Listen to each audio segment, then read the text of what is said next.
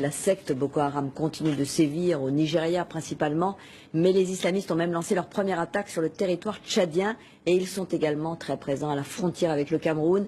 Vous voyez sur cette carte comment ils agissent. L'armée camerounaise est particulièrement mobilisée contre des terroristes qu'elle n'arrive pas toujours à localiser. Nos envoyés spéciaux Patrick Frandio et Morgan Dou ont suivi ces militaires dans leur difficile mission. Ok, maintenant faites respecter les intervalles, faites respecter les distances entre les véhicules, parlez. Un intervalle de sécurité pour la patrouille à haut risque de ce convoi militaire camerounais à la frontière avec le Nigeria. Du côté nigérian, non loin d'ici, un bastion de Boko Haram. La secte djihadiste multipliant incursions et poses d'engins explosifs sur ces pistes de l'extrême nord du Cameroun. On ne sait jamais sur quoi peut tomber une embuscade, un engin explosif improvisé en route. Tout ce qui n'est pas naturel est suspect. Une boîte de tomates, une boîte de lait, une paire de babouches, un morceau de fer, un morceau de tissu, ça peut être dans n'importe quoi. Sur le côté, la carcasse d'un pick-up militaire camerounais broyé par l'explosion d'une de ces mines artisanales. Plus loin, un camp retranché de l'armée, attaqué lui aussi par Boko Haram. Ils étaient tout près, ils étaient à 50 mètres.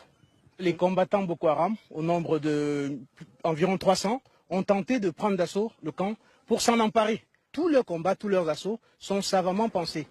Mais un assaut repoussé par l'unité d'élite du capitaine Djankuo, sans décourager des miliciens Boko Haram, attaquant à nouveau dimanche dernier ce véhicule à la roquette anti-char. Si ça avait explosé, tout ce véhicule serait actuellement cramé. Donc on a eu beaucoup de bol, on a eu beaucoup de chance. Ici, encore des traces de sang. Déjà une cinquantaine de soldats camerounais et des centaines de combattants Boko Haram tués dans cette guérilla de savane à la frontière avec le Nigeria. Juste après cette montagne, c'est Boko Haram. Ils contrôlent tout le territoire qui est juste derrière cette montagne. Ils sont présents, ils ont leur camp d'entraînement, ils ont leurs épouses pour certains, ils ont leur mosquée, ils ont leur poste de commandement et ils y circulent en toute liberté.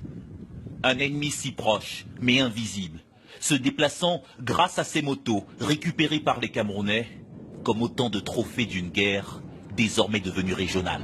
Bien avant l'intervention du Tchad et avant celle attendue de l'armée du Niger, voilà déjà plus de 9 mois que cette unité d'élite de l'armée camerounaise fait face au péril Boko Haram, une secte islamiste nigériane qui multiplie les opérations audacieuses en territoire camerounais avec des bilans de plus en plus lourds. Dernier massacre en date, il y a une semaine, dans la cité frontalière camerounaise de Fotokol. Un raid islamiste en pleine prière. Dans cette seule mosquée, 37 corps comptés par ce témoin. J'ai compté 37 personnes. Ici, devant comme ça, 20 personnes. Et le reste, c'est dehors et c'est devant comme ça. Une barbarie ayant fait fuir des dizaines de milliers d'habitants de ces villages à l'allure fantôme.